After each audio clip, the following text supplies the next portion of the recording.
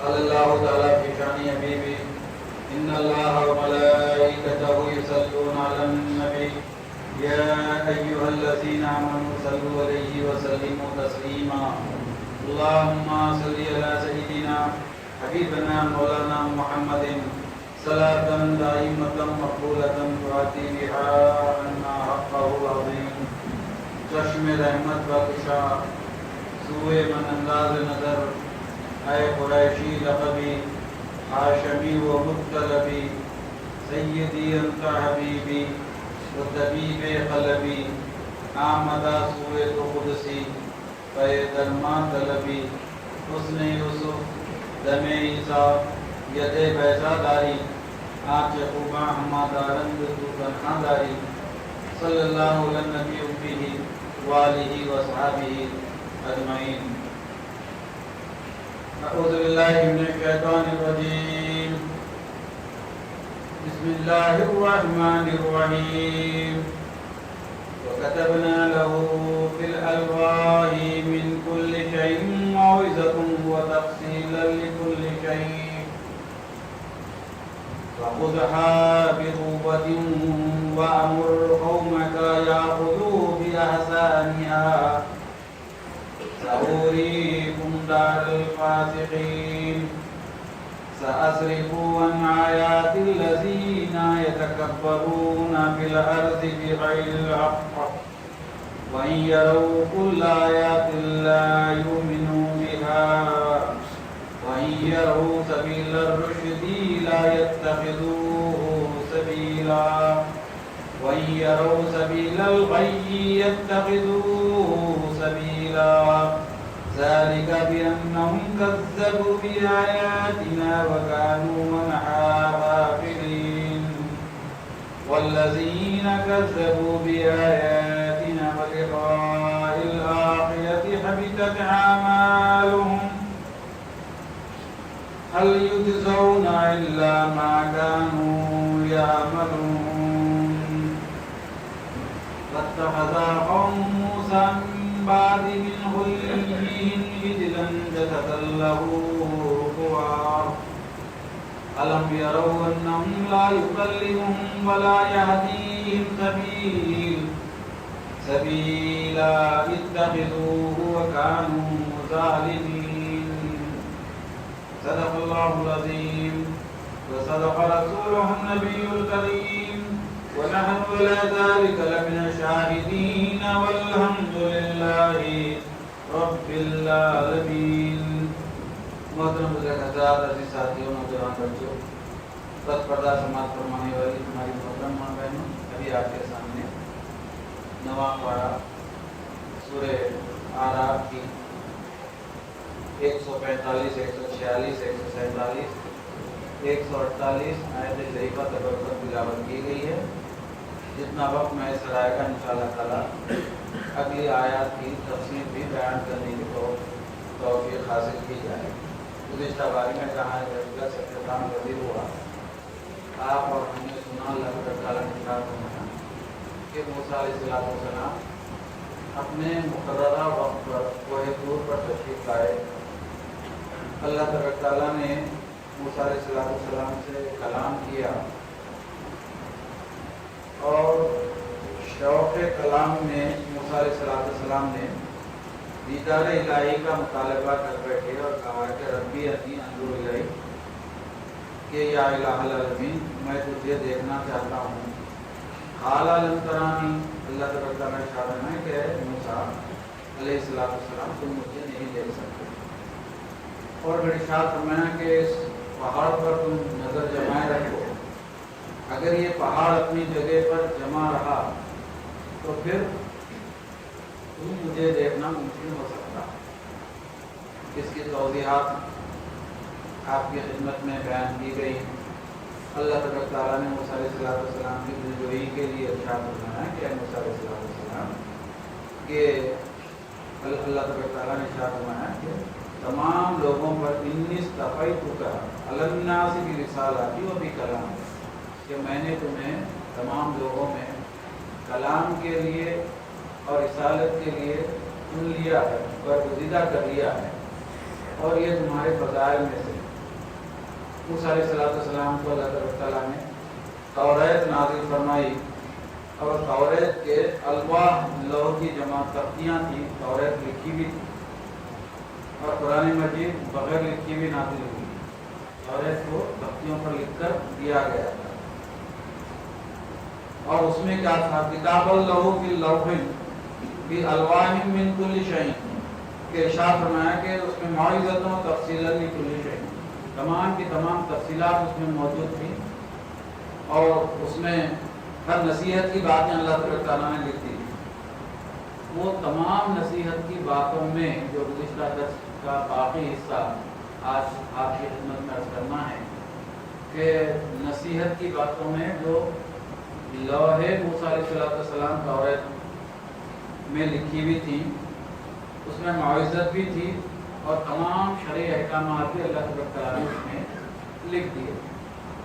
ان تمام من جملہ احکامات کے اس توریت میں امت مسلمہ صلی اللہ علیہ وسلم کے فضائل بھی تھے، جو گزشتہ باری میں آپ کو سنائے گئے، اور کچھ حصہ باقی رہ گیا تھا، وہ آج میں سنانے کی سعادت حاصل کروں گا کہ اس میں سے من جملہ تمام فضائل میں سے چند فضیلتیں یہ بھی تھیں کہ جو گزشتہ آپ اور ہم نے سنی، اور باقی حصے کو آج ہم آپ کی خدمت میں عرض کرنے والے ہیں کہ حضرت ابن عباس رضی اللہ تعالیٰ عنہ روایت کرتے ہیں، گزشتہ کا حصہ آپ نے آدھا سنا اور آج آدھا ہم آپ کو سناتے ہیں، کہ جب یہ الواح توریت کو موسیٰ علیہ السلام نے پڑھا تو اس میں جو کچھ پایا، حضرت عبداللہ ابن عباس رضی اللہ تعالیٰ عنہ روایت کرتے ہیں کہ موسیٰ علیہ السلام نے جب توریت میں ان خصوصیات کو پڑھا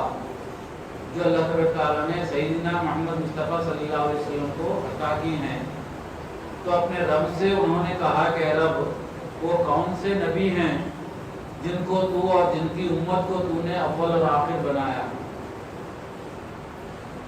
اللہ تعالیٰ نے ارشاد فرمایا وہ محمد مصطفیٰ صلی اللہ علیہ وسلم ہیں جو اسماعیل علیہ السلام کی اولاد میں سے، ان کو میں معاشر میں اول بنایا ہوں، اور ان کو میں دنیا میں آخر بنایا ہوں، اور ان پر میں رسولوں کو ختم کر دیا ہوں۔ اے موسیٰ، میں نے ان کی شریعت کے ساتھ تمام شرائع کو، تمام شریعتوں کو منسوخ کر دیا ہے، اور ان کی کتاب کے ساتھ تمام کتابوں کو منسوخ کر دیا ہے، اور ان کی سنت کے ساتھ تمام سنتوں کو، اور ان کے دین کے ساتھ تمام ادیان کو۔ کہا موسیٰ علیہ السلام نے کہ اے رب، بے شک تو نے مجھے منتخب کیا ہے اور مجھ سے کلام فرمایا ہے۔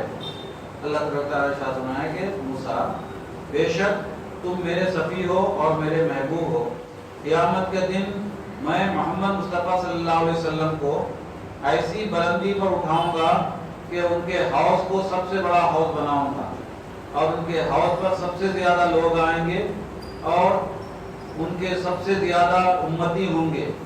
موسیٰ علیہ السلام نے عرض کی کہ یا الہ العالمین، تو نے ان کو مکرم اور مشرف بنایا ہے، اور اے موسیٰ، مجھ پر حق تھا کہ میں ان کو مکرم بناتا اور ان کو اور ان کی امت کو فضیلت دیتا، کیونکہ وہ مجھ پر ایمان لائیں گے، اور میرے تمام رسولوں پر ایمان لائیں گے، اور میرے تمام کلمات پر ایمان لائیں گے، اور تمام غیب پر ایمان لائیں گے۔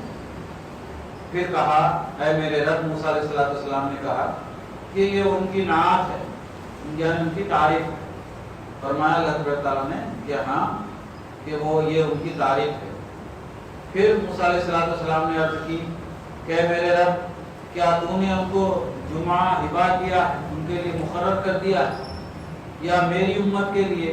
اللہ تعالیٰ ارشاد فرمایا کہ نہیں موسیٰ، میں نے جمعہ محمد مصطفیٰ صلی اللہ علیہ وسلم کی امت کے لیے مخصوص کر دیا ہے۔ اور موسیٰ علیہ السلام نے کہا کہ اے میرے رب، میں نے توریت میں ایک امت کی یہ فضیلت دیکھی ہے کہ ان کا چہرہ اور ان کے ہاتھ پیر سفید ہوں گے۔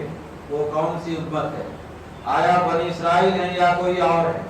اللہ تعالیٰ نے ارشاد فرمایا کہ وہ امت احمد صلی اللہ علیہ وسلم ہے، کہ حضور کے آثار قیامت کے دن ان کا چہرہ، ان کے ہاتھ پیر سفید ہوں گے، چمکتے ہوئے ہوں گے، روشن ہوں گے۔ اے میرے رب، میں نے توریت میں پڑھا ہے کہ قوم پل صراط سے بجلی اور آندھی کی طرح سے گزر جائے گی۔ وہ کون سی قوم ہے؟ اللہ تبارک تعالیٰ نے ارشاد فرمایا کہ وہ امت احمد ہے۔ پھر کہا موسیٰ علیہ السلام نے کہ اے میرے رب، میں نے توریت میں پڑھا ہے کہ قوم 5 نمازیں پڑھیں گی، وہ کون سی قوم ہے؟ اللہ تبارک تعالیٰ نے ارشاد فرمایا کہ وہ امت احمد۔ کہا موسیٰ علیہ السلام نے کہ اے میرے رب، میں نے توریت کے الواح میں پڑھا ہے کہ قوم کے نیک لوگ بدکاروں کی شفاعت کریں گے۔ قوم کے نیک لوگ بدکاروں کی شفاعت کریں گے، کون ہیں؟ فرمایا وہ امت احمد صلی اللہ علیہ وسلم۔ کہا کہ اے میرے رب، میں نے توریت میں پڑھا ہے کہ قوم کا کوئی شخص کوئی گناہ کرے گا پھر وضو کرے گا۔ ایک قوم کا شخص گناہ کرے گا اور پھر وضو کرے گا تو اس کے گناہ بخش دیے جائیں گے، اور جب نماز پڑھے گا تو بغیر کسی گناہ کے نماز پڑھے گا، وہ کون ہے؟ فرمایا امت احمد ہے۔ کہا موسیٰ علیہ السلام نے کہ اے میرے رب، میں نے توریت میں پڑھا ہے کہ قوم تیرے رسولوں کی تبلیغ کی گواہی دیں گے، وہ کون ہے؟ اللہ تعالیٰ نے ارشاد فرمایا امت احمد ہے۔ کہا اے میرے رب، میں نے توریت میں پڑھا ہے کہ قوم کے لیے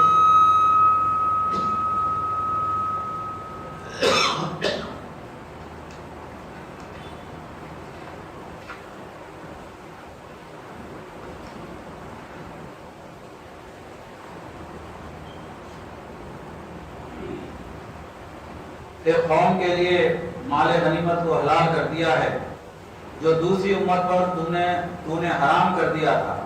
اللہ تبارک تعالیٰ نے ارشاد فرمایا کہ بے شک وہ امت احمد ہے۔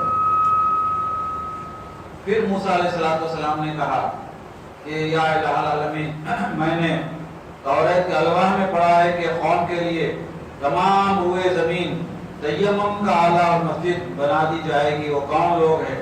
اللہ تبارک تعالیٰ نے ارشاد فرمایا کہ امت احمد ہے۔ موسیٰ علیہ السلام عرض گزار ہوئے، اے میرے رب، میں نے توریت میں پڑھا ہے کہ قوم ایسی ہوگی کہ اس کا ایک آدمی پچھلی امتوں کے 30 آدمیوں سے افضل ہوگا، وہ کون سی امت ہے؟ اللہ تبارک تعالیٰ نے ارشاد فرمایا کہ امت احمد ہے۔ کہا موسیٰ علیہ السلام نے کہ اے میرے رب، میں نے توریت میں پڑھا ہے کہ قوم تجھ سے محبت کرے گی، تیرے ذکر میں پناہ لے گی، تیرے خاطر غضب میں آئے گی، اور وہ کون ہے؟ فرمایا امت احمد ہے۔ کہا ہے میرے رب، میں نے توریت میں پڑھا ہے کہ قوم کے اعمال کے لیے آسمان کے دروازے کھول دیے جائیں گے اور فرشتے ان کو گلے لگائیں گے، وہ کون سی امت ہے؟ فرمایا امت احمد ہے۔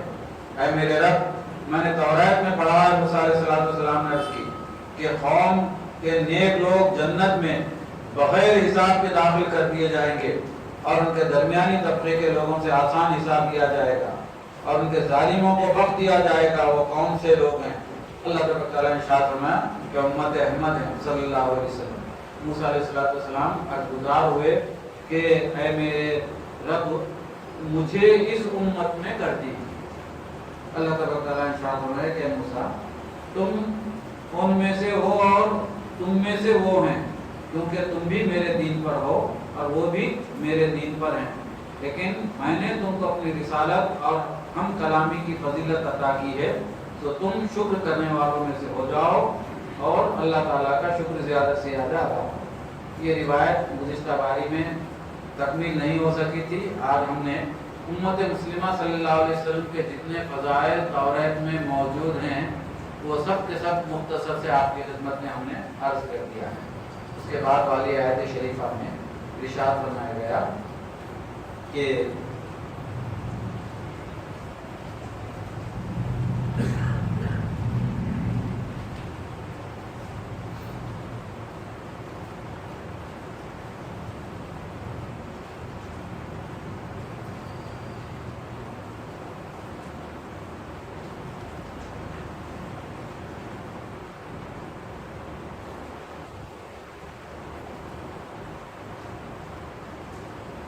اس کے بعد اللہ تعالیٰ نے ارشاد فرمایا کہ تم لوگ یہ اللہ کی کتاب کو مضبوطی سے پکڑ لو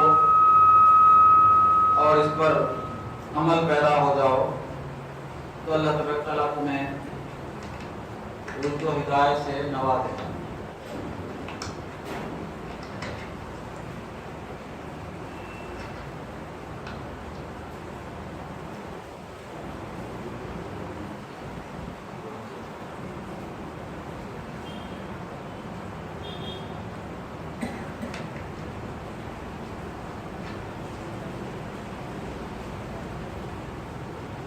سورہ اعراف کی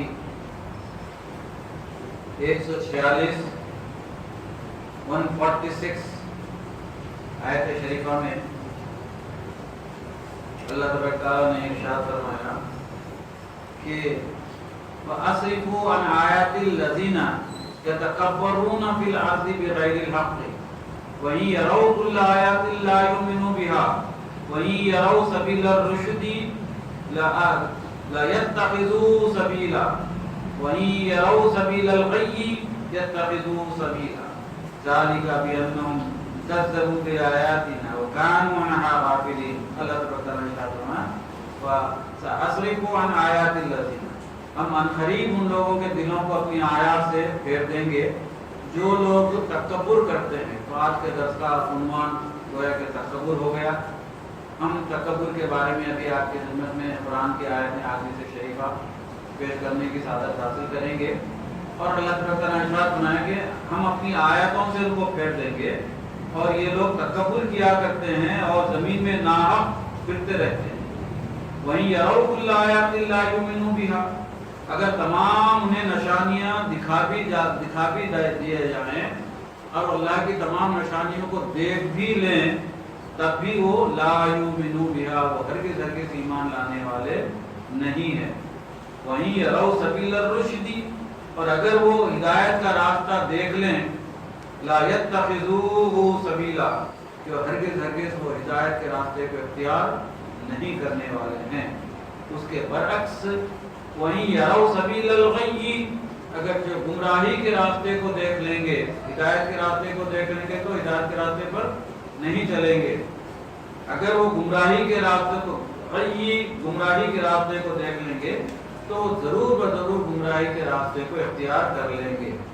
ذالک بأنہم کذبوا بآیاتنا، یہ وہی لوگ ہیں جو ہمیشہ ہماری آیتوں کی تکذیب کیا کرتے ہیں اور جھٹلاتے رہتے ہیں، اور وَكَانُوا عَنْهَا غَافِلِينَ، وہ ہماری آیتوں سے، ہمارے احکامات سے اعراض کرتے ہیں، غفلت برتتے ہیں۔ تو آج اس عنوان کے تحت، تکبر عنوان کے تحت آپ کی خدمت میں مجھے کچھ عرض کرنا ہے کہ جس میں اللہ تبارک تعالیٰ نے تکبر کے بارے میں کہا ہے کہ تکبر کے لغوی اور شرعی معنی ہم پہلے دیکھتے ہیں کہ اس آیت میں تکبر کرنے والوں پر اللہ تبارک تعالیٰ نے وعید نازل فرمائی۔ ایک تو ہوتا ہے وعدہ اور ایک ہوتی ہے وعید۔ وعید کے معنی ہے سزا، ناراضی کا اظہار کرنا۔ تکبر کے معنی بیان کیے ہیں امام راغب اصفہانی رحمۃ اللہ تعالی نے کہ دل میں اپنے آپ کو، یہ ڈیفینیشن اچھی طرح سے یاد رکھیے کہ دل میں اپنے آپ کو دوسروں سے اچھا بڑا سمجھنا تکبر۔ تکبر کے معنی بیان کیے جا رہے ہیں کہ دل میں اپنے آپ کو دوسروں سے اچھا اور بڑا سمجھنے کی وجہ سے انسان جو حالت میں آ جاتا ہے اس کو تکبر کہتے ہیں۔ اور تکبر کی ایک تعریف یہ بھی بیان کی گئی ہے کہ اس کے معنی یہ ہے کہ وہ اپنے آپ کو افضل الخلق سمجھے، تمام لوگوں میں سب سے زیادہ افضل سمجھے، سب سے زیادہ اچھا سمجھے، سب سے زیادہ متقی پرہیزگار سمجھے۔ یہ بھی تکبر کی نشانی ہے۔ اور یہ بھی ارشاد فرمایا گیا ہے کہ یہ تکبر صرف اللہ کو زیبا، اللہ تعالیٰ ہی تکبر کر سکتا ہے، بندوں کے لیے تکبر ہرگز گوارا نہیں ہے۔ وہ اس لیے نہیں ہے کہ اللہ تعالیٰ کی قدرت کاملہ ہے، اور اللہ تعالیٰ ساری کائنات کا مالک حقیقی ہے، اس لیے اللہ تعالیٰ اکبر ہے، اللہ تعالیٰ تکبر کر سکتا ہے۔ اللہ کے علاوہ اس کائنات میں کوئی بھی تکبر نہیں کر سکتا۔ بعض علماء نے یہ کہا تکبر کی تعریف میں کہ انسان دوسروں پر اپنی بڑائی ظاہر کرے، اور تمام بندوں کے حق میں تکبر کی صفت مذموم ہے، اور اللہ تعالیٰ کے حق میں تکبر کی صفت محمود ہے۔ یعنی اللہ تعالیٰ تکبر کر سکتا ہے، بندے تکبر نہیں کر سکتے۔ مسلم شریف کی حدیث میں حضرت عبداللہ بن مسعود رضی اللہ تعالیٰ عنہ بیان کرتے ہیں کہ نبی کریم صلی اللہ علیہ وسلم نے فرمایا کہ جس شخص کے دل میں رائی کے دانے کے برابر بھی تکبر ہوگا وہ جنت میں داخل نہیں ہوگا۔ رائی کے دانے کے برابر بھی تکبر ہوگا وہ جنت میں داخل نہیں ہوگا۔ ایک شخص نے نبی کریم صلی اللہ علیہ وسلم سے عرض کی کہ یا رسول اللہ صلی اللہ علیہ وسلم آدمی یہ چاہتا ہے کہ دیکھیے صحابہ بھی عربی داں ہونے کے باوجود حدیث شریفہ کو اپنی خل سے نہیں سمجھ رہے ہیں بلکہ حضور پاک صلی اللہ علیہ وسلم کی خدمت میں حاضر ہوتے اور اس کی تشریح چاہتے، اس کی تصریح چاہتے۔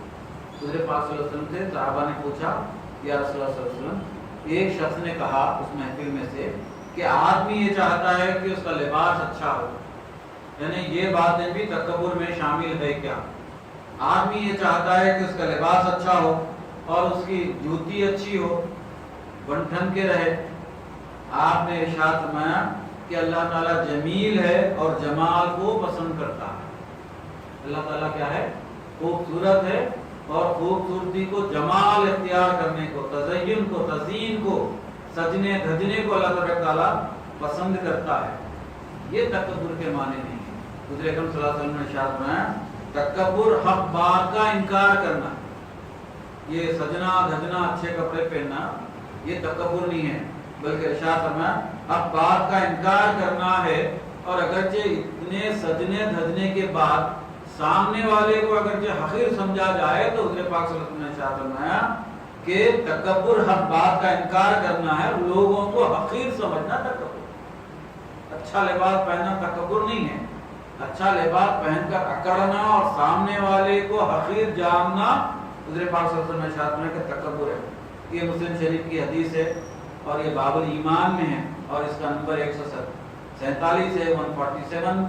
سنن ابن داؤد میں بھی ہے، اس کا نمبر ہے 4091۔ سنن ترمذی میں بھی ہے یہ حدیث، اس کا نمبر ہے 1998۔ سنن ابن ماجہ میں بھی ہے اور اس کا نمبر ہے 59۔ مسند احمد میں بھی ہے، جامع رسول میں بھی حدیث موجود ہے۔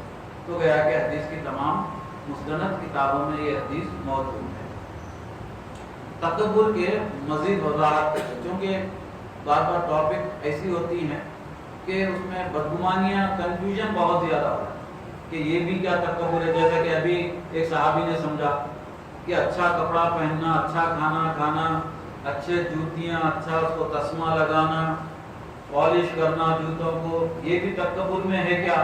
حضور پاک صلی اللہ علیہ وسلم نے ارشاد فرمایا کہ یہ تکبر میں نہیں ہے، بلکہ یہ چیزیں اللہ کی نعمتیں ہونے کی وجہ سے جن کے پاس یہ نعمتیں نہیں ہیں ان کو حقیر سمجھنا تکبر ہے۔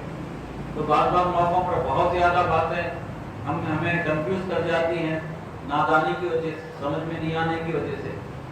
یہ حدیث میں جو آپ کو سنا رہا ہوں تکبر کے عنوان کو اور مزید واضح کرنے والی حدیث ہے۔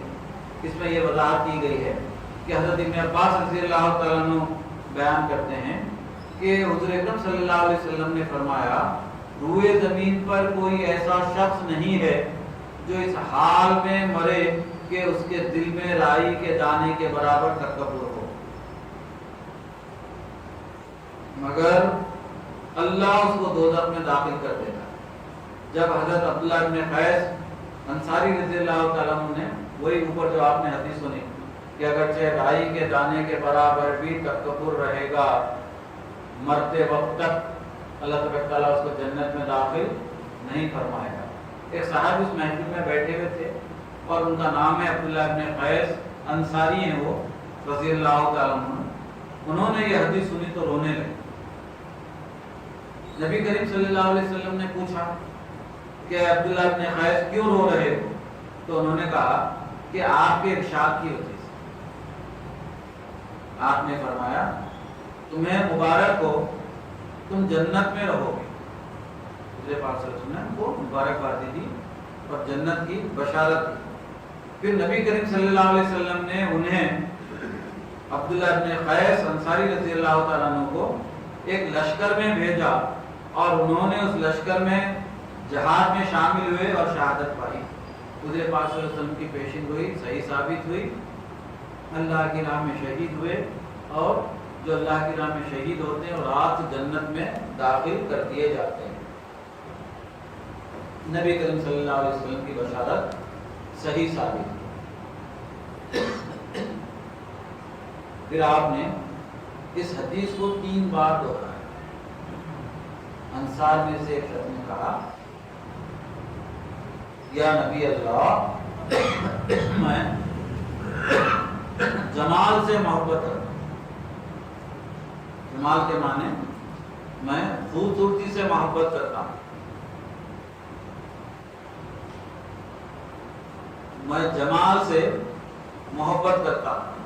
ایک صحابی جو اس محفل میں موجود تھے انہوں نے کہا حضور پاک صلی اللہ علیہ وسلم کے سامنے کہ میں جمال سے محبت کرتا ہوں.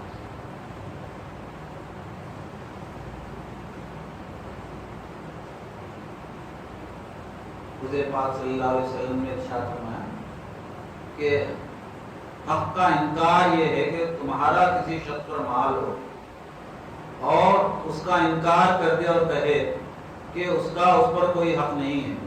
پھر کوئی شخص اس کو اللہ سے ڈرنے کا حکم دے تو وہ اس کا انکار کر دے اور وہ لوگوں کو حقیر جانتا ہے کہ یہ شخص لوگوں کے سامنے ناک چڑھایا کرتا تھا اور جب پسماندہ اور فقیر لوگوں کو دیکھے تو ان کو سلام نہ کرے اور ان کو بے وقیت جان کر ان کے پاس نہ بیٹھے. یہ وہ شخص ہے جو لوگوں کو حقیر سمجھتا ہے. یعنی اب یہ مسئلہ درپیش ہو گیا کہ لوگوں کو حقیر مت سمجھو, لوگوں کو حقیر مت سمجھو. تو لوگوں کو حقیر نہیں سمجھنا کیا مانے؟ لوگوں کو حقیر نہیں سمجھنا حضور پاک صلی اللہ علیہ وسلم نے اس کی وضاحت فرما دی کہ لوگوں کو جو غریب ہیں, مسکین ہیں, ان سے مسافہ نہیں کرنا, ان کو اپنے ساتھ نہیں رکھنا, ان سے بات چیت نہیں کرنا یا ان کو سلام میں پہل نہیں کرنا, یہ سب چیزیں کیا ہے حضور پاک صلی اللہ علیہ وسلم نے ارشاد فرمایا کہ یہ تکبر کی علامت ہے اگرچہ ان کے ساتھ ایسا ہے. اور حقیر جاننے کے معنی یہ ہے کہ سامنے والے کو حقیر جان کر اس کو سلام نہیں کرنا, اس سے مسافہ نہیں کرنا, اس کی محفل میں نہیں بیٹھنا اور اس کو اپنے سے کمتر سمجھنا. ایک صحابی نے عرض کی یا رسول اللہ صلی اللہ علیہ وسلم میں جمال سے محبت کرتا ہوں, مطلب میں خوبصورتی سے محبت کرتا ہوں, لیکن میں ہمیشہ تلوار حمائی کرتا ہوں, یعنی تلوار ہمیشہ اپنے ساتھ لٹکا کر رکھتا ہوں اور میلے کپڑے دھوتا ہوں اور اپنی جوتی اور ان کے تسموں کو حسین بناتا ہوں, انہیں بہت ہی خوبصورتی کے ساتھ سجا کر رکھتا ہوں. نبی کریم صلی اللہ علیہ وسلم نے ارشاد فرمایا کہ میرا فرمانا ان باتوں سے مراد نہیں ہے کہ تم یہ تمام چیزیں کر سکتے ہو, لیکن یہ تمام چیزیں اختیار کرنے کے باوجود یہ ہے کہ تم سامنے والے کو حقیر مت جانو.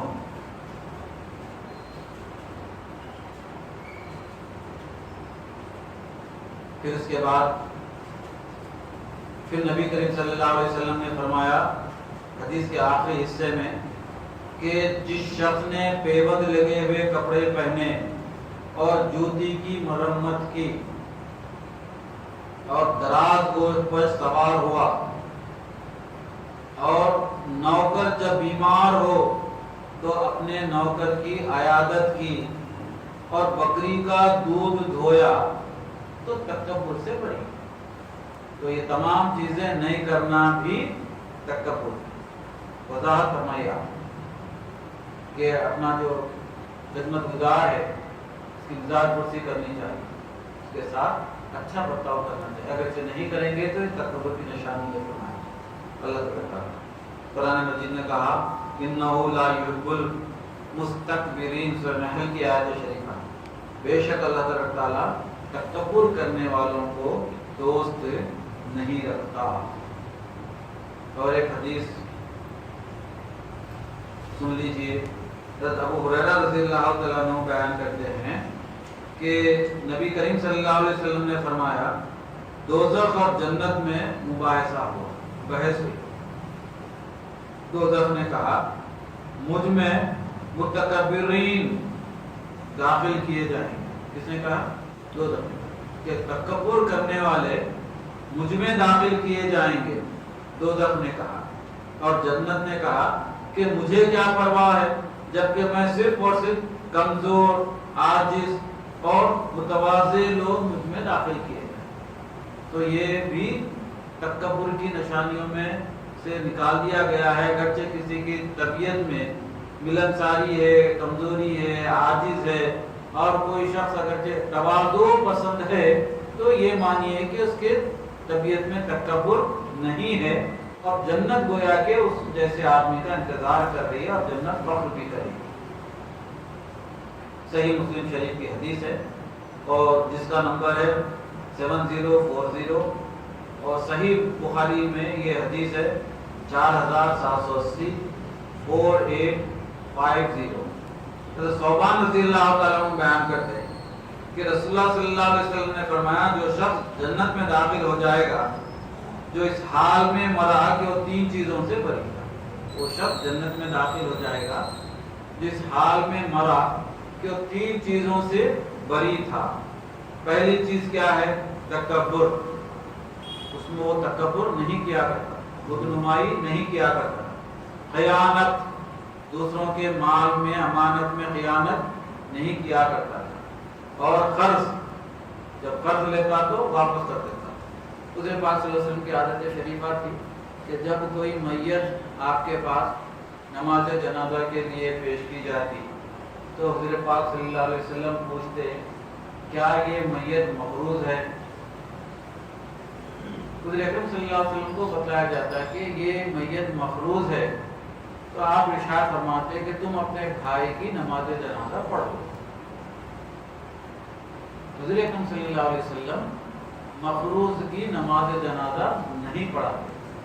ایک ایسا ہی نماز جنازہ حضور اکرم صلی اللہ علیہ وسلم کی خدمت میں پیش کیا گیا اور آپ نے حسب عادت ارشاد فرمایا کہ کیا میت مفروض ہے؟ تو لوگوں نے کہا کہ یا رسول اللہ صلی اللہ علیہ وسلم یہ میت مفروض ہے۔ تو آپ نے حسب عادت ارشاد فرمایا تم اپنے بھائی کی نماز جنازہ پڑھو۔ ایک صاحب محفل میں سے کھڑے ہوئے اور کہا کہ یا رسول اللہ صلی اللہ علیہ وسلم میں اس میت کے ذمے جتنا بھی قرض ہے ادا کرنے کی خود ذمہ داری لیتا ہوں۔ انہوں نے یہ نہیں کہا کہ آپ نماز جنازہ پڑھا، انہوں نے صرف اتنا کہا کہ یہ میت کے ذمے جتنا قرض ہے میں ادائیگی کا ذمہ لیتا ہوں۔ حضور پاک صلی اللہ علیہ وسلم نے تب اس میت کی نماز جنازہ پڑھا۔ بزرگان دین کی تو یہ حالت تھی کہ ہم لاکھوں روپے کے مقروض رہتے ہیں اور ہم یہ سمجھتے ہیں کہ یہ قرض میں مرنے سے پہلے ادا کروں۔ میں آپ سے قرض لے رہا ہوں، میں آپ سے وعدہ کرتا ہوں کہ میں مرنے سے پہلے ادا کر دوں گا۔ اب لینے والے کو وہ تو آسانی سے کہہ رہا ہے کہ میں مرنے سے پہلے ادا کر دوں گا، لیکن اس کو یہ معلوم نہیں ہے کہ کب مرے گا۔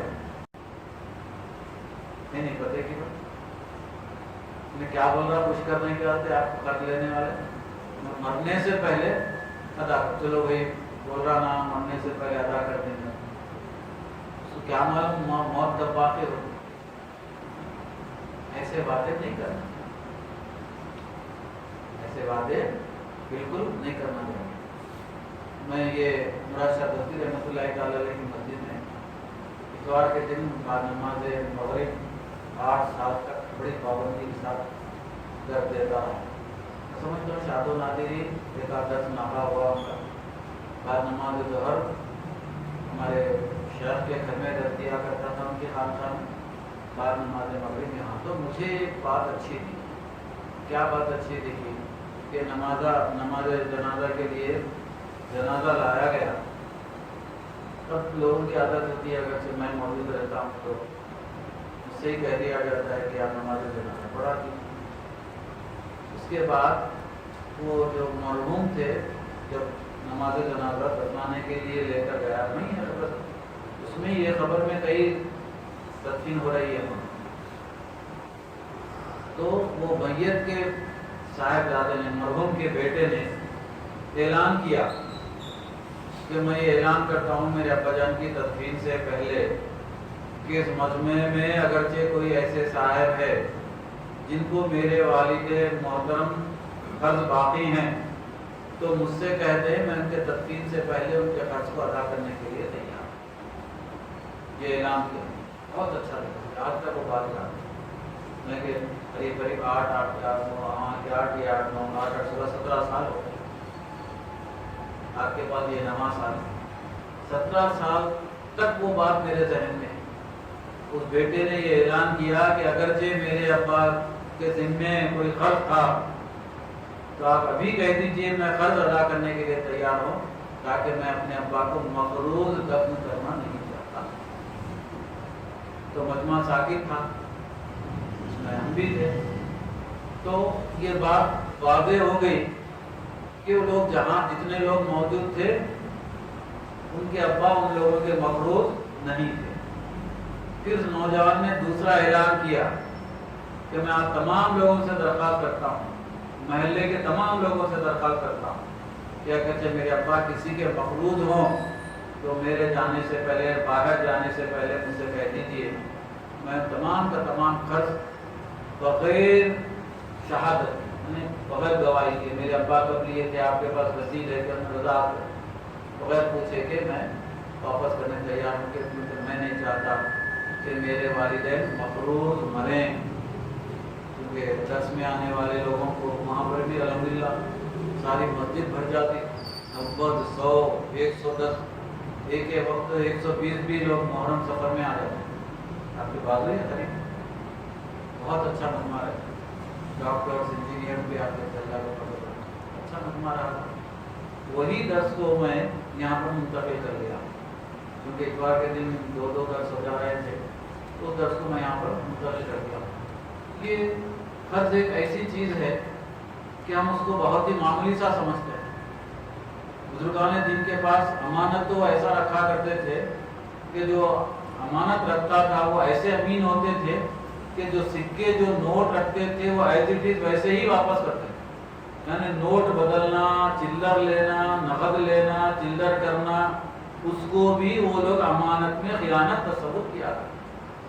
نوٹ تبدیل کرنا بھی امانت میں خیانت تصور کیا تھا۔ اور خرچ چاہے 10 پیسے کا کیوں نہ، 10 پیسے کا کیوں نہ ہو۔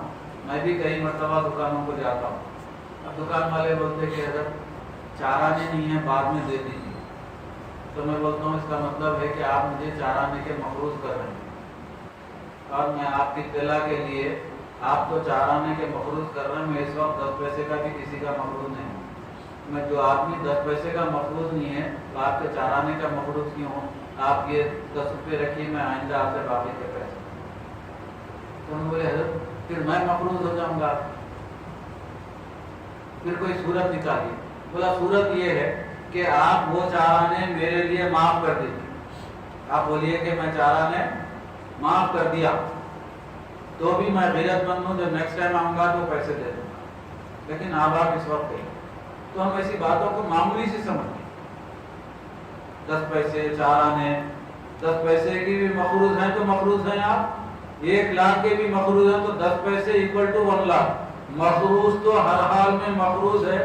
قرضے کو نہ 1 لاکھ کا ہے تو اس کو زیادہ سمجھیے، نہ 10 پیسے 4 آنے 8 آنے ہیں تو اس کو کم تر سمجھیے، مقروض تو ہر حال میں، یہ میرا جملہ اچھی طرح سے یاد رکھ لیجئے، مقروض تو ہر حال میں کیا ہے؟ مقروض ہی ہے۔ اور اب وہ مقروض رہنے کا اتنا بڑا سبجیکٹ ہے، میں ایک بات یاد دلاتے عرض کر دوں کہ ہم میں سے بھی بہت سارے لوگ مقروض رہتے ہیں۔ وہ کیا ہے کہ ہم لوگ اکثر ہم لوگ بھی بیوی کے مقروض ہیں۔ ہم کیا ہے؟ بیوی کے مقروض ہیں، شاندار ہے، کروڑپتی ہے، لکھپتی ہے، بینک بیلنس ہے، سب ہے، لیکن پھر دیکھیں تو کیا ہے؟ بیوی کے مقروض ہیں، ان کا مہر نہیں دیتے۔ آپ جب تک مہر ادا نہیں کریں گے آپ بیوی کے مقروض ہیں، بیوی کے شرمندہ ہے میرے لیے، میں تو ایسے فرینک معاف کیجیے، آپ بولیں گے بیوی کا شرمندہ ہوئے کیا نہیں، میرے لیے آپ تو جب تک آپ بیوی کا مہر نہیں دے دیتے، آپ نمبر 1 بیوی کے کیا ہیں؟ آپ زور سے بولیے، آپ نہیں ہوں گے، لیکن آپ کیا ہیں؟ بیوی کے مقروض ہیں۔ اور میرے الفاظ میں میں کیا سمجھتا ہوں کہ بیوی کے شرمندہ، بیوی کے کیا ہے؟ شرمندہ۔ جلد سے جلد ہو سکا تو آج ہی مہر دے دیجیے، اور جتنا مہر مقرر ہے اس سے 10 گنا زیادہ بھی دے سکتے ہیں۔ مہر کے مسئلے میں یہ ہے کہ جو مہر مقرر کیا گیا تھا شادی کے وقت، اچھا غور سے سن لیجیے، مہر جو شادی کے وقت مقرر کیا گیا تھا اس سے کم اگرچہ دیں گے تو گناہگار، اگرچہ کم مہر دیں گے تو مہر ادا بھی نہیں ہوتا، کیونکہ وہ کیا تھا، ابھی میں کیا بولا، وہ کیا ہے مہر؟ قرض جتنا لیے تھے اتنا حضور پاک صلی اللہ علیہ وسلم کی عادت شریفہ ہوتی کہ کبھی کبھی آپ یہودیوں سے بھی اناج وغیرہ قرض لے لیا کرتے تھے لوگوں کو دینے کے لیے، جب آپ واپس کرتے تو آپ کی عادت شریفہ تھی جتنا اناج لیتے تھے اس سے اور زیادہ اناج یہودیوں کو واپس کر دیا کر، زیادہ اناج دیا کر۔ مہر میں بھی ایسے جو مہر مقرر کیا گیا تھا اس زمانے میں 500 روپے، 500 روپے، تو اب وہ 500 روپے کی کوئی اہمیت نہیں، اب تو کیش میں بھی اس سے زیادہ بل بن جاتا۔ اب یہ محترمہ کا بل کتنا ہو گیا ہوگا، 35 سال 40 سال 45 سال سے ہمارے ساتھ ہے، ان کا بل دیکھو کتنا ہو گیا، اب وہ حساب کر کے وہ پیسے بل اتنے سالوں کا حساب کرو۔ مہر کا معاملہ ایسا ہے، آپ جتنا چاہے زیادہ سے زیادہ دے سکتے ہیں، جب تک آپ نہیں دیں گے مخروض رہیں گے، بل بڑھتے ہی چلے، کم نہیں ہو سکتا، بل کیا ہوگا، بڑھتے ہی چلے گا۔ آپ پوچھئے اگر یہ بل کیسا بڑھتا، یہ بل کیسا بڑھتا، بل ایسا بڑھتا کہ آپ پہ نفقہ اور سکنا واجب ہے بحیثیت شوہر، بیوی کے رہائش کے لیے اچھا انتظام کرنا آپ پر واجب ہے، بیوی کے لیے کھانے پینے کا اچھا انتظام کرنا، رہنے کا اچھا انتظام کرنا آپ پہ واجب ہے۔ اب 40-45 سال سے آپ کی بیوی گھر میں برتن بھی دھو رہی، پکا رہی بھی، جھاڑو بھی دے رہی، آپ کے بچوں کی پرورش بھی کر رہی، آپ کی بیٹی کی نگرانی بھی کر رہی، یہ تمام خدمت کر رہی۔ اب فی زمانہ ایک کام کرنے والی ہر مہینہ کتنے ہزار لیتی، 2000، اب کم سے کم 2000 کا 2500 موجودہ زمانے۔ اب 40 سال کے 2-2000 جمع کر لو، خالی یہ تو بھی دے دو، جھاڑو برتن کے پیسے تو بھی دے دو، مہر نہیں تو کتنے ہو گئے۔ اس وقت یہ خرچ کو کیا کرنا، جلد سے جلد ادا کر دیے تو خرچ نہیں بڑھتا، جلد سے جلد ادا کر دیے تو خرچ نہیں بڑھتا، اور مہر دے دینے کی وجہ سے نکاح پر کوئی اثر نہیں پڑتا۔ خواتین میں ایسا ہے، مہر لے لیے تو نکاح میں سے نکل جاتے، بلکہ ایسا مشہور ہے نہیں نکلتے، مہر لینے سے نکاح میں سے ہرگز نہیں نکلتے، بلکہ آپ کے شوہر کی جو ذمہ داری ہے، جو مفروض ہے، ان کا خرچ ادا ہو جاتا، اور جلد سے جلد تمام مرد حضرات فوراً اپنی بیویوں کا خرچ ادا کرتے ہیں۔ اس زمانے کا خرچ ادا مت کریں، موجودہ زمانے کا اس کا ویلیویشن کر مہر ادا کریں۔ اس زمانے میں مہر بہت ہی کم ہوتا، اب اس زمانے میں دینا ہے تو بہت زیادہ مہر دیجیے، اور مرنے کے وقت چوڑیاں پھوڑ کر زبردستی مہر معاف کرانے سے مہر معاف نہیں ہوتا، مہر زبردستی معاف کرانے سے مہر معاف نہیں ہوتا۔ شوہر مہر دینے کے قابل تھا، لیکن دادا فقیری سے، غنڈہ گردی سے، مار پیٹ سے مہر معاف کرائے بھی تو مہر معاف نہیں ہوتا۔ ایک ہی صورت میں مہر معاف ہو سکتا، وہ کیا ہے کہ بیوی اگرچہ چاہے اور اس کو اس بات کا یقین ہو کہ 2 پیسے مہر کیوں نہیں ہے، میرا شوہر دینے کے قابل نہیں ہے، نہ زندگی میں دے سکتا ہے، نہ یہ مرنے کے بعد دے سکتا ہے، تو ایسی صورت میں بیوی اگرچہ بغیر کسی زبردستی کے مہر معاف کرے تو مہر معاف ہو سکتا ہے، ورنہ مہر معاف ہونے کی ایک ہی صورت ہے کہ آپ مہر ادا کر دیں تو مہر ادا ہو گیا، مہر معاف کسی صورت میں نہیں ہو سکتا، ایک ہی صورت ہے۔ تکبر کے بیان میں بہت ساری حدیثیں میرے سامنے ہیں۔ حضور پاک صلی اللہ علیہ وسلم نے ارشاد فرمایا، حضرت ثوبان رضی اللہ تعالیٰ عنہ روایت کرتے ہیں کہ حضور اکرم صلی اللہ علیہ وسلم نے ارشاد فرمایا کہ وہ شخص جنت میں داخل نہیں ہوگا جو اس حال میں مرے کہ وہ شخص جنت میں داخل ہو جائے گا جو اس حال میں مرا کہ وہ ان تین چیزوں سے بری تھا۔ مطلب یہ ہے کہ اگرچہ اس شخص میں یہ تین چیزیں تھیں تو جنت میں داخل نہیں ہوگا، اگرچہ نہیں تھی تو جنت میں داخل کر دیا جائے گا۔ وہ تین چیزوں میں سے کیا ہے؟ حضور پاک صلی اللہ علیہ وسلم ارشاد، چونکہ آج کی ٹاپک ہمارا تکبر ہے، آپ نے ارشاد ہونا ہے کہ تکبر پہلی چیز، اگرچہ کسی میں تکبر تھا تو اللہ تعالیٰ اس کو جنت میں داخل، اور دوسرا تھا خیانت، اور تیسرا تھا خرص۔ یہ سنن ترمذی کی حدیث ہے اور اس کا حدیث نمبر ہے 1578، مسند احمد میں بھی ہے اور حدیث کی دوسری کتابوں میں۔ اس کے بعد آخری ایک فقہی مسئلہ ہم بیان کرتے ہوئے وقت رہا تو آگے بڑھنا چاہیں گے، اور ایک حدیث میں آپ کو سناتے ہوئے آگے بڑھنا چاہوں گا کہ حضرت حارثہ بن وہب رضی اللہ تعالیٰ عنہ بیان کرتے ہیں کہ میں نے رسول اللہ صلی اللہ علیہ وسلم کو فرماتے ہوئے سنا کہ کیا تم کو اہل جنت کی خبر نہ دوں؟ حضور پاک صلی اللہ علیہ وسلم نے ارشاد فرمایا کہ کیا میں تمہیں اہل جنت کی خبر نہ دوں؟ آپ نے ارشاد فرمایا کہ ہر کمزور شخص جس کو بے حد کمزور سمجھا جاتا ہے، اگر اللہ پر کسی کام کی قسم کھا لے تو اللہ تعالیٰ اس کی قسم کو ضرور پورا کر دے۔ اور کیا میں تم کو اہل دوزخ کی خبر نہ دوں؟ صحابہ نے عرض کی کہ ضرور، آپ ارشاد فرمائیے۔ حضور پاک صلی اللہ علیہ وسلم نے ارشاد فرمایا کہ ہر سرکش اکڑ کر چلنے والا اور متکبر تکبر کرنے والا جنت میں داخل نہیں ہوگا بلکہ اس کو دوزخ میں داخل کر دیا جائے گا۔ یہ صحیح بخاری کی حدیث ہے اور اس کا نمبر ہے 665، اور صحیح مسلم شریف میں اس کا 2853، سنن ابن ماجہ میں 4116 اور دوسرے کتب حدیث میں بھی یہ حدیث موجود ہے۔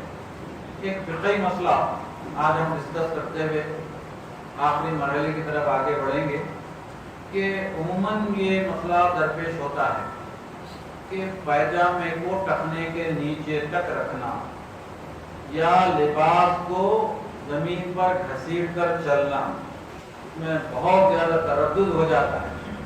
بعض وقت غلط فہمی کی وجہ سے میں اکثر یہ عرض کرتے رہتا ہوں، خاص طور سے نوجوان بچوں کو، کہ جب وہ بزرگوں کو دیکھیں کہ کسی سنت کی پیروی میں ان سے کوتاہی ہو رہی ہے تو ان کو نہ ڈانٹیں۔ میں بھی آپ کو حدیث سے سناتا ہوں، نوجوان بچے بزرگوں کو نہ ڈانٹیں، کیونکہ ان پر بہت ساری شرعی احکامات وہ رخصت میں شامل ہو جاتی ہیں، ان کے لیے لینینسی ہوتی ہے، اللہ تعالیٰ ان کو رخصت دیا ہوا جن چیزوں میں بزرگوں کو، جو معذور ہیں، جو بیمار ہیں، جو بزرگ ہو گئے ہیں، ان کو کسی بھی معاملے میں مت ٹوکیے کہ آپ نے رکوع صحیح نہیں کیا، آپ نے سجدہ صحیح نہیں کیا، آپ کا پاجامہ آپ کے ٹخنوں سے نیچے تھا، پاجامہ ٹخنوں سے اوپر ہونا چاہیے۔ اس پر بہت زیادہ بحث ہو جائے۔ آج میں نے بطور خاص یہ تکبر کی ٹاپک میں یہ ڈھونڈ کر آپ کی خدمت میں اس کو پیش کر رہا ہوں۔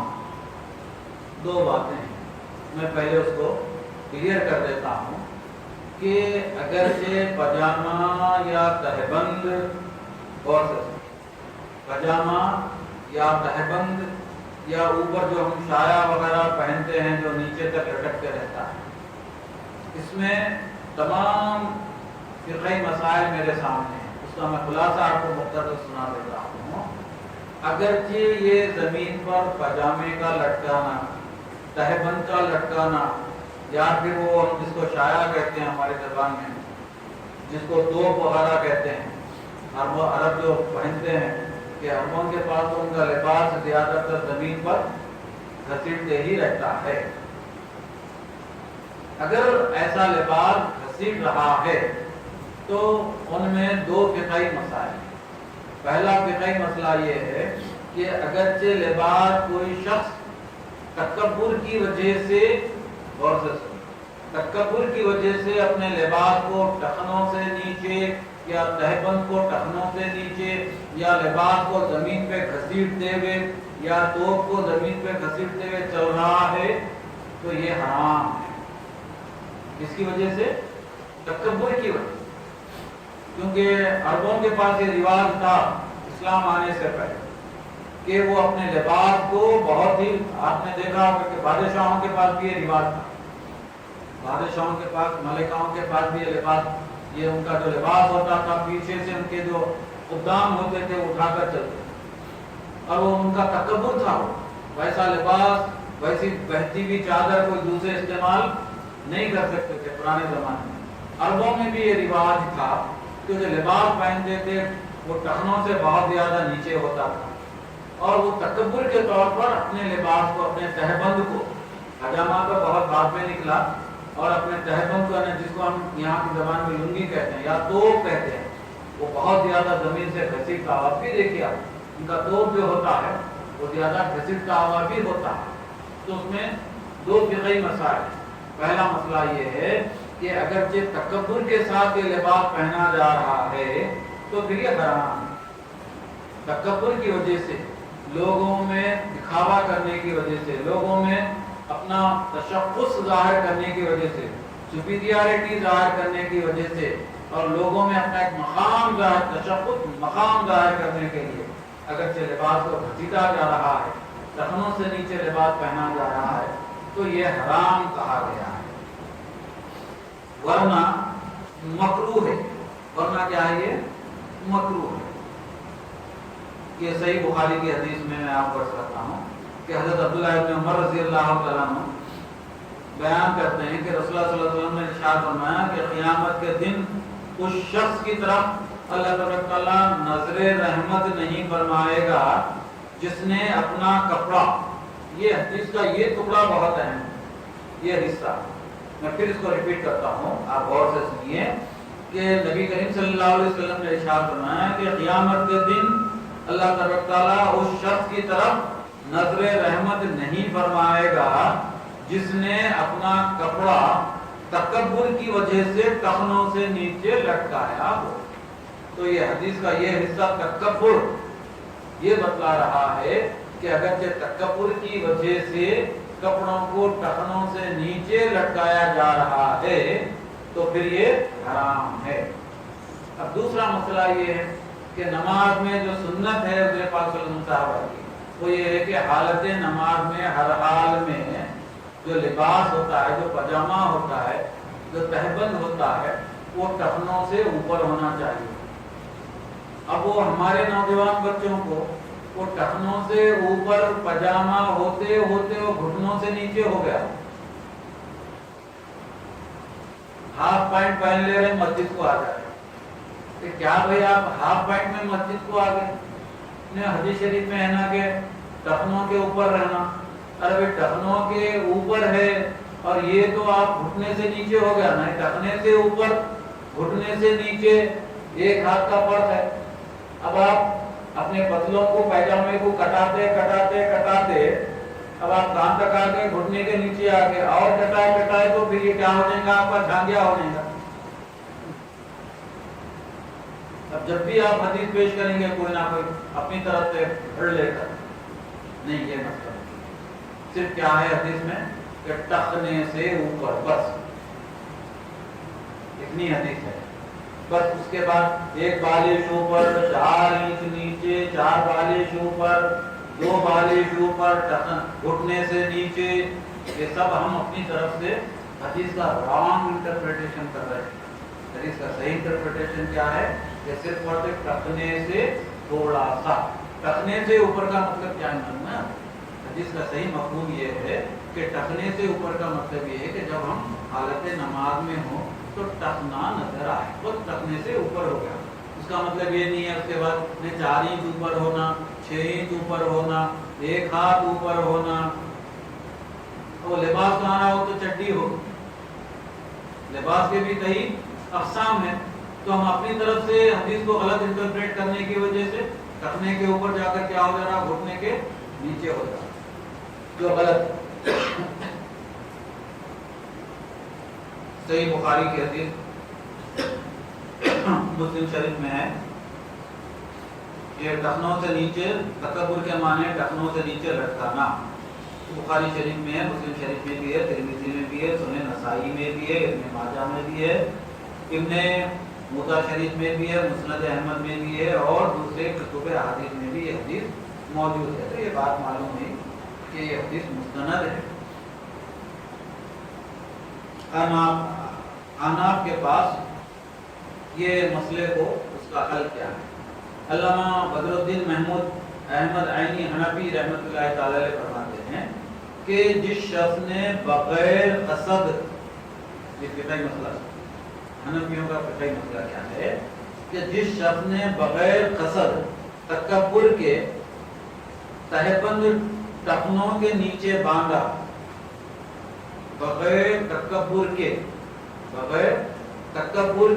اور بغیر تکبر کے قصد کے، تکبر بھی نہیں بلکہ ارادہ بھی نہیں ہے، تکبر کا ارادہ بھی نہیں ہے، تو پھر اگرچہ کوئی شخص اپنا تہبند ٹخنوں کے نیچے باندھا تو اس میں کوئی کراہت نہیں ہے اور نہ حرج ہے۔ اسی طرح کسی ضرر کو دور کرنے کے لیے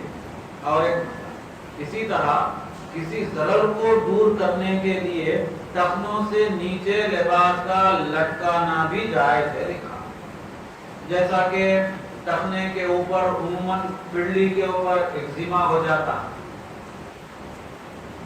اور لوگوں کو دیکھنے میں اچھا نہیں دکھتا، کراہت ہو جاتی ہے، اور ٹخنے کی ہڈیوں پر بھی خارش ہو جاتی ہے، ایکزیما ہو جاتا ہے، کوئی بھی بیماری ہو جاتی ہے، پھوڑے پھنسیاں یہ وہ کچھ بھی ہو جاتا ہے، تو ان چیزوں کو چھپانے کے لیے، ان بیماریوں کو چھپانے کے لیے جو لوگوں کے دیکھنے میں کراہیت محسوس ہوتی ہو، تو پھر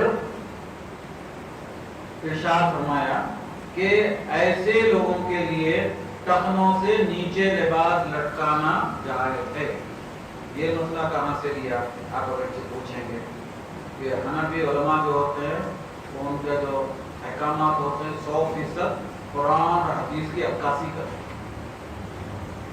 حنفی مسائل جو ہوتے ہیں وہ قرآن اور حدیث کی عکاسی کرتے ہیں۔ یہ مسئلہ کہاں سے لیا کہ اسلام میں ریشم پہننا حرام ہے، ریشم پہننا مردوں کے لیے ریشم پہننا کیا ہے؟ حرام ہے، عورتوں کے لیے ریشم پہننا جائز ہے۔ اب ریشم میں بھی دو طرح کا ریشم، ایک ریشم ہے سنتھیٹک، جس کو ہم عربی میں سلک کہتے ہیں، وہ سلک ریشم نہیں ہے، وہ سلک کا ترجمہ ریشم ہے لیکن وہ سنتھیٹک، اور ریشم کے کیڑے سے جو ریشم حاصل ہوتا ہے اس سے جو لباس بنتا ہے وہ لباس پہننا حرام ہے۔ سنتھیٹک ریشم کا لباس جس طرح سے خواتین پہن سکتی ہیں اس طرح سے مرد بھی پہن سکتے ہیں، لیکن اس میں چمک دمک بہت زیادہ ہوتی ہے، سنتھیٹک سلک میں چمک زیادہ ہوتی ہے، اور جو حقیقی قدرتی ریشم ہوتا ہے ریشم کے کیڑے سے جو بنتا ہے وہ عورتوں کے لیے جائز ہے، مردوں کے لیے حرام ہے۔ لیکن حضور پاک صلی اللہ علیہ وسلم نے مردوں کے لیے ریشم حرام قرار دینے کے باوجود دو صحابی ہیں، ایک میں سے نام میرے ذہن میں آ گیا ہے، وہ ہے حضرت علی رضی اللہ تعالیٰ عنہ، یہ پکی بات، اور دوسرے صحابی ہیں غالباً عبد الرحمن بن عوف رضی اللہ عنہ، غالباً صحیح ہے لیکن عبد الرحمن بن عوف رضی اللہ، یہ دونوں صحابی ایسے ہیں تمام صحابہ میں جس کو حضور پاک صلی اللہ علیہ وسلم نے ریشم پہننا ان کے لیے حلال قرار دیا۔ وہ کس لیے تھا کہ ان لوگوں کو کسی قسم کی اسکن الرجی، کیا تھا؟ اسکن الرجی، کوئی دوسرا لباس پہنتے ادر دن ریشم کے تو سارے چہرے پہ، جسم پر، سر پر وہ اسکن الرجی کے ریشز رونما ہو جاتے، اور تمام صحابہ میں حضرت علی رضی اللہ تعالیٰ عنہ کے فضائل میں سے فضیلت یہ بھی ہے کہ اب ہماری اردو میں حلق کرنا کہتے ہیں، ہماری دکنی زبان میں چکنی ہنڈی بنانا، گرما آتے ہی اچھے لوگ بھی چکنی ہنڈی بنا لیتے، ارے کئی کو بنائے بھائی آپ، وہ چکنی ہنڈی کیوں بنائے؟ تو گرما آ گیا نا، گرما آ گیا، ارے گرما آ گیا تو آپ چکنی ہنڈی کئی کو بنائے بھائی آپ؟ اب ذرا جنگل کو جا کے ریچھ سے پوچھنا تھا، اس کو بھی گرما آ گیا تو انہیں چکنی ہنڈی نہیں بنایا نا، آپ کو بنا لیے۔ ریچھ سے سبق حاصل کرو۔ ریچھ کے پورے جسم پر بال ہوتے ہیں، اس کو بھی گرما آتا، انہیں کہاں چکنی ہنڈی بنائے گا، آپ کیوں بنائے؟ کیا جواب ہے آپ کے پاس؟ ریچھ کے پاس گئے تو انہیں چیر کے کھا دیا۔ انہیں وہ کہا تم آسن تقویم ہونے کا دعویٰ کر رہے ہیں، افضل تمام لوگ، تمام حیوانات میں افضل الحیوان ہونے کا دعویٰ کر رہے ہیں، اتنا مسئلہ معلوم نہیں ہے کہ جو بال ہوتے ہیں وہ گرمی سے، گرمی کی شدت کو کم کرنے کے لیے ہوتے ہیں۔ جسم پر جو بال ہوتے ہیں اس کے دو فائدے ہیں، ایک تو یہ کہ جسم کے اندر موجود خراب مادوں کو بال نکال کر ایکسکریٹ کرتے ہیں، نکال کر باہر لاتے ہیں، جس کو پسینہ وغیرہ کہتے ہیں۔ انہیں بڑی اللہ تعالیٰ کی رحمت، پسینہ رک گیا تو کتنی بے چینی نہیں ہوتی۔ اور دوسرا کیا ہے کہ جسم پر جو بال ہوتے ہیں ان کا نام پروٹیکشن ہے، ان کا کام جلد کی کیا کرنا، انہوں پروٹیکشن کرنا۔ اور چند ایک موقعوں پر بال نکالنے کا حکم ہے، سر کے بال نکالنے کا۔ ایک تو جب آپ عمرے کے لیے جائیں اس وقت حلق کرائیں، دوسرے موقع پر جب آپ حج کے لیے جائیں تو جب حلق کرائیں، اور تیسرا موقع ایک یہ ہے کہ جب آپ بچے تھے، بڑے ہونے کے بعد، جب آپ بچے تھے 7 دن کے اندر یا 7 دن کے بعد جب آپ کا عقیقہ ہو تو پہلے جمالی بال نکالنا وہ حلق کرانا ہے۔ اس کے بعد اب 30-35 سال تک بال رکھ کے چکنی ہنڈی بنا کے عقیقہ کر کے مسئلہ پوچھیں حضرت سے، حضرت میرا عقیقہ ہے، چکنی ہنڈی کرا لوں کیا؟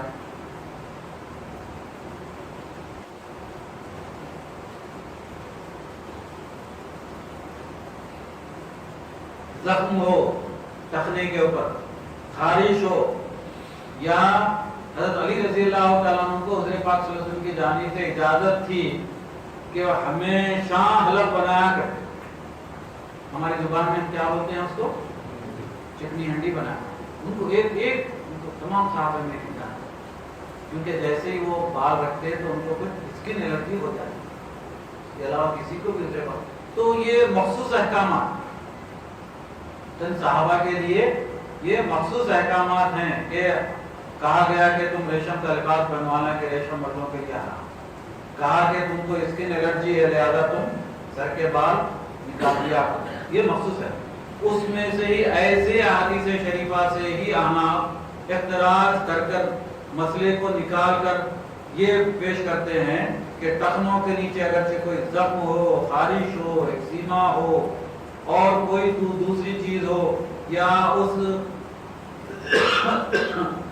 زخم کی وجہ سے مکھیاں بیٹھتے ہوں یا لوگوں کو دیکھنے میں کراہت محسوس ہوتی ہو، تو اس زخم تک کرتا اوپر سے نیچے تک بھی لے جانے کی اجازت ہے، جس کو آپ ہم توپ کہتے ہیں۔ توپ اصل میں اسی لیے پہنا جاتا ہے جس کو آپ ہم لمبی قمیض کہتے ہیں۔ ایسے لوگوں کے لیے پاجامہ یا تہبند ٹخنے سے نیچے تک ان کے لیے اجازت ہے کہ وہ باندھ سکتے ہیں۔ ابھی میں نے عرض کی کہ بعض وقت ایسا ہوتا ہے کہ گھر سے نکلتے وقت پاجامہ تو ٹخنوں کے اوپر ہوتا، لیکن یہاں آگے بیٹھے تو حالت نماز میں وہ پاجامہ نیچے ہوتا۔ اب جیسا ہی دیکھے پاجامہ نیچے ہو گیا ہے، فوراً جا کے اعتراض کرے کہ نہیں پاجامہ ٹخنے سے اوپر ہونا تھا، آپ کا پاجامہ ٹخنے سے نیچے ہے۔ اس کا جواب اس حدیث میں ہے، غور سے سنیے، کسی پر اعتراض مت کیجیے، ممکن ہے کہ ان کے ساتھ بھی ایسا ہوا ہو جیسا کہ سیدنا ابوبکر صدیق رضی اللہ تعالیٰ عنہ کے ساتھ ہوا تھا۔ حدیث اس طرح سے صحیح بخاری کی حدیث ہے۔ حضرت عبداللہ ابن عمر رضی اللہ تعالیٰ عنہ روایت کرتے ہیں کہ حضرت ابوبکر صدیق رضی اللہ تعالیٰ عنہ کی تہبند لنگی ایک جانب پھسل جانے کا ایک حدیث میں ذکر ہے، ایک جانب آپ کی تہبند پھسل گئی. پھسلنے کی وجہ سے کیا ہو گیا تھا کہ وہ ٹخنے سے نیچے ہو گئی. ایک حدیث میں ذکر پھسل جانے کا ذکر. تو نبی کریم صلی اللہ علیہ وسلم سے اس کا تذکرہ کیا گیا. تو آپ نے فرمایا حضرت ابو بکر صدیق رضی اللہ تعالیٰ عنہ سے کہ تم تکبر سے ایسا نہیں کرتے. حالانکہ آپ نے پوچھا نہیں ابو بکر صدیق رضی اللہ تعالیٰ کیا تم تکبر کی وجہ سے کرتے ہو یا بغیر تکبر، بلکہ آپ نے ہی اس کی شہادت دے دی خدا پاک صلی اللہ علیہ وسلم نے، اور ارشاد فرمایا کہ ابو بکر صدیق رضی اللہ تعالیٰ عنہ سے کہ تم تکبر سے ایسا نہیں کرتے. تو ظاہر ہے کہ وہ بھی کہیں گے کہ میں تکبر کی وجہ سے ایسا نہیں کرتا، بلکہ کسی وجہ سے تہبند کا ایک کونا کمر سے پھسل کر ٹخنے کے نیچے ہو گیا. اسی طرح سے گھر سے نکلتے وقت تو پاجامہ ٹخنوں کے اوپر تھا. مسجد میں بیٹھنے کی وجہ سے، نماز سنتیں ادا کرنے کی وجہ سے پاجامہ ٹخنوں سے نیچے ہو جائے تو مت ٹوکیے، کیونکہ یہ حدیث موجود ہے اور صحیح بخاری کی حدیث ہے 5773 اس کا نمبر ہے. اس سے معلوم ہوا کہ جس شخص کا تہبند یا پاجامہ بغیر قصد کے، بغیر ارادے کے پھسل جائے تو کسی قسم کا حرج نہیں ہے. محدث عبداللہ دلیل رحمۃ اللہ تعالی نے بھی ارشاد فرمایا کہ کوئی شخص اگرچہ تکبر، اسراف، طغیانی کی نیت سے اپنے تہبند کو لمبا باندھتا ہے تو یہ حرام ہے، اگرچہ تکبر کی وجہ سے نہیں باندھتا ہے تو یہ حرام نہیں ہے. آج کے درس کی آخری حدیث اعلیٰ حضرت امام احمد رضا فاضل بریلوی رحمۃ اللہ تعالی نے لکھا کہ حضرت ابو ہریرہ رضی اللہ تعالیٰ عنہ سے روایت کرتے ہیں کہ رسول اللہ صلی اللہ علیہ وسلم نے فرمایا جس شخص نے تکبر کی وجہ سے اپنی چادر کو لٹکایا، قیامت کے دن اللہ عز و جل اس کی طرف نظر رحمت نہیں فرمائے گا. ابھی آپ نے اس کی دوسری حدیث بھی سنی ہے. کہ تمام باتوں سے ہمیں یہ ثابت ہوا کہ حالت نماز میں ضرور ضرور اپنے پیجامے کو ٹخنے سے اوپر رکھیں، اور اس کے علاوہ کبھی بھی اگرچہ پیجامہ ٹخنوں سے نیچے ہو گیا یا تہبند نیچے ہو جاتی ہے تو اعتراض مت کیجیے. اس میں یہ بات ضرور دیکھیے کہ کیا وہ تکبر کی وجہ سے کیا گیا ہے. اور ایک تیسری بات یہ ہے کہ تکبر کی وجہ سے نہیں کیا گیا تھا لیکن لاپرواہی کی وجہ سے بھی نہیں ہونا چاہیے. بات سمجھ میں آ رہی؟ تکبر کی وجہ سے نہیں کیا گیا، تکبر کی وجہ سے نہیں کیا گیا لیکن تہبند اور پاجامہ نیچے آ گیا ہے تو وہ حرام نہیں ہے، جائز ہے. لیکن تکبر کی وجہ سے بھی نہیں کیا گیا ہے، لیکن لاپرواہی کی وجہ سے پاجامہ شروع سے ہی، پتلون شروع سے ہی اتنا لمبا ہے کہ آپ کی ہائٹ، میرے پاس حدیث ہے ویسی ہے کہ اپنا لباس اپنے قد کے برابر رکھا. ایسا نہیں ہے کہ آپ کو 37 انچز کے پتلون پہننی چاہیے، 39 رکھ لیے. تب یہ کیا ہو گیا؟ یہ آپ یہ بولیں کہ نہیں میں تکبر میں وہ تکبر کی وجہ سے نہیں رکھا. تکبر کی وجہ سے اگر نہیں بھی رکھیں تو یہ بھی لاپرواہی سمجھی جائے، اور یہ لاپرواہی ہی تکبر کو بنا دینے والی چیز. یہ مسائل اچھی طرح سے یاد رکھ لیجئے. مرد کی خامت تک کپڑے کا طول بلا تکبر جائے. ابھی جو میں نے اس کا جو ہائٹ ہے اس ہائٹ کے لحاظ سے اس کا ہونا چاہیے. اگرچہ اس سے زیادہ ہو گیا تو اس میں تکبر نہیں ہے تو جائز ہے. اگرچہ لاپرواہی بھی ہے تو پھر یہ سمجھا جائے گا کہ یہ تکبر کی طرف بڑھ رہا ہے. اللہ تعالیٰ مجھے اور آپ کو تکبر سے محفوظ معمون فرمائے. اور یہ جو تکبر والی آیتیں ہیں یہ بنی اسرائیل کا حادثہ تھا، یہ منافقین کا حادثہ ہے کہ منافقین بھی تکبر کیا کرتے تھے ہر معاملے میں.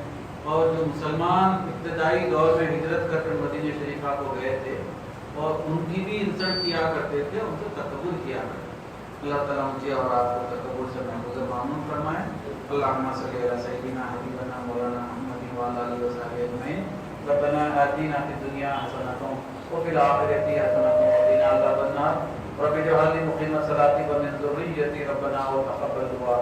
ربنا اغفر لی ولوالدی وللمؤمنین یوم یقوم الحساب. یا اللہ یا رحمان یا رحیم ارحم لنا وانت خیر الراحمین وارزقنا وانت خیر الرازقین. اللهم اسالك علما نافعا ورزقا واسعا شفاء من كل داء ان الله وملائكته يصلون على النبي يا ايها الذين امنوا صلوا عليه وسلموا تسليما اللهم صل على سيدنا حبيبنا مولانا محمد صلاة دائمة مقبولة تؤدي بها عنا حقه العظيم سبحان ربك رب العزة عما يصفون وسلام على المرسلين والحمد لله رب العالمين